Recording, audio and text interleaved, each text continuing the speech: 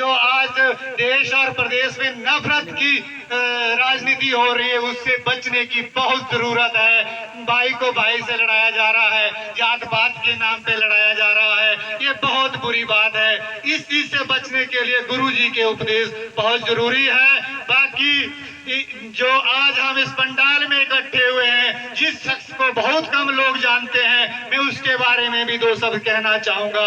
बाबा साहब के बारे में शब्द कहना चाहूंगा, क्योंकि बाबा साहब के बारे में भी घर बहुत सी जगहों में अनेकों प्रकार के झूठे प्रचार किए जा रहे हैं। बाबा साहब ने किसी एक विशेष वर्ग को सपोर्ट नहीं किया है, उसने सबसे बड़ा सपोर्ट जो मेरी माताएं, बहनें और बुजुर्ग हैं, चाहे वो किसी भी समाज से है, चाहे ठाकुर समाज से है, चाहे ब्राह्मण समाज से है, चाहे अन्य किसी भी समाज से है, उनको ऊपर उठाने का काम किया है।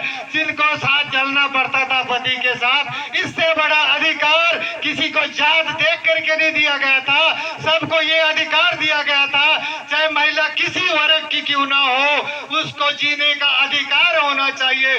जिसके बलबूते पे आप आज राजनीति में आ रहे हैं, बहुत घटिया सोच के लोग उनके बारे में उल्टी सीधी टिप्पणियां करते हैं। मैं उसके लिए कुछ कहना नहीं चाहता हूं कि शायद उनकी इतनी ही सोच होगी, इसी शब्द में मैं उनको समेट देना चाहता हूं।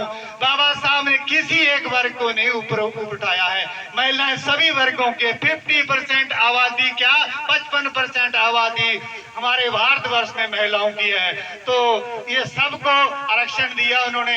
ये झूठी अफवाहें ना फैलाएं, इन अफवाह फैलाने वालों के चक्कर में आपसी भाईचारे को ना फोड़ें, आपस में ना लड़ें। उनका पार्टियों का कुछ नहीं जाएगा, लड़ेंगे तो आप लड़ेंगे, मरेंगे तो आप मरेंगे, बाकी पार्टी संभालने वाले और बैठे हैं। इसलिए अपने समाज को बचाओ, अपने भाईचारे को बचाओ और आपस में एक रहो। पार्टियों के चक्कर में आकर के इन ऐसी बातें ना करें और बाबा साहब का जो संदेश है वो जन जन तक पहुंचाएं। और कई हमारे समाज के ऐसे लोग भी हैं जिनको इस बदौलत, जैसे महिलाओं की 50% आबादी है, पहले 33%, अब 50% जो आरक्षण इनको मिल रहा है वो सिर्फ और सिर्फ बाबा साहब के ऊपर के कहने पर मिल रहा है। उनको इन सभी कठिनाइयों का सामना करना पड़ा था, वो भी एक सदपुरुष है। जो लोग उसका खंडन करते हैं, इसका मतलब उनकी घटिया सोच है। उससे